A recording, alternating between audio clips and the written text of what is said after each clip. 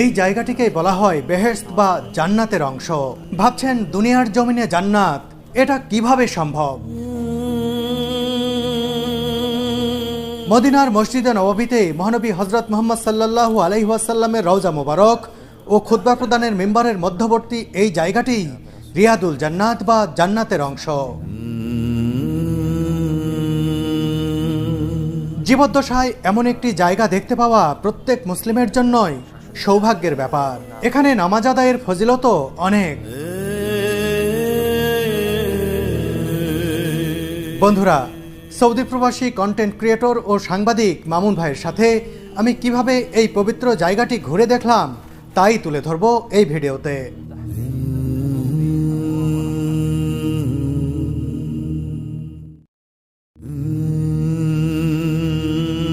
এই জায়গাটিকেই বলা হয় বেহেশত বা জান্নাতের অংশ।